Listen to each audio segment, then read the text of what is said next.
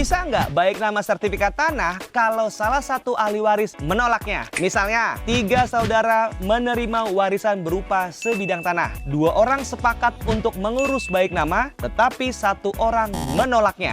Dalam situasi seperti ini, apakah proses baik nama tetap bisa dilakukan atau harus menunggu persetujuan semua ahli waris? Menurut pakar hukum properti, meskipun ada ahli waris yang menolaknya, proses baik nama tetap bisa dilakukan selama ahli waris yang mengajukan telah diakui secara sah sebagai penerima warisan. Tanda tangan seluruh ahli waris bukan syarat mutlak karena hak waris seseorang sudah melekat berdasarkan hukum. Bahkan jika mereka tidak menyetujui pembagian tersebut. Sebelum baik nama, ada beberapa tahapan yang harus dilalui. Yang pertama, ahli waris perlu mendapatkan fatwa waris sebagai bukti resmi siapa saja yang berhak atas warisan tersebut. Jika ahli waris beragama Islam, fatwa ini diajukan ke pengadilan agama. Sedangkan bagi yang non-Islam, diajukan ke pengadilan negeri. Setelah fatwa waris keluar, pengadilan akan melakukan pengecekan terhadap hak waris tersebut. Semua ahli waris wajib mendaftarkan haknya. Dan jika ada yang menolak, pengadilan akan meminta klarifikasi. Dalam beberapa kasus, alasan penolakan berkaitan dengan anggapan bahwa pembagian waris tidak adil. Jika ini terjadi, hukum Islam bisa menjadi acuannya, di mana laki-laki mendapatkan bagian lebih besar dibanding perempuan.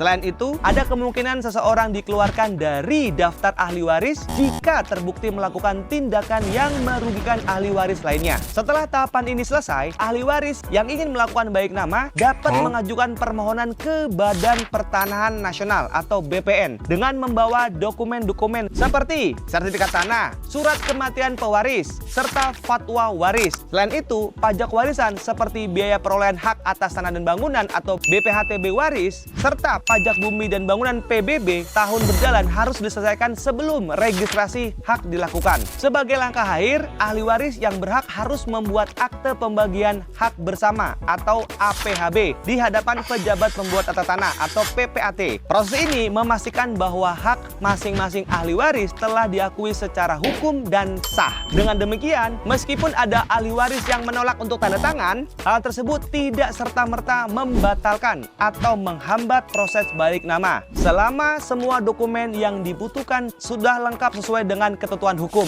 Punya masalah di bidang dunia pertanahan tentang waris? Silakan komen di kolom komentar. Dan jangan lupa share ke teman-temannya. Semoga bermanfaat. Temukan properti kamu hanya 1 klik. Mau punya properti? Yuk ikut saya.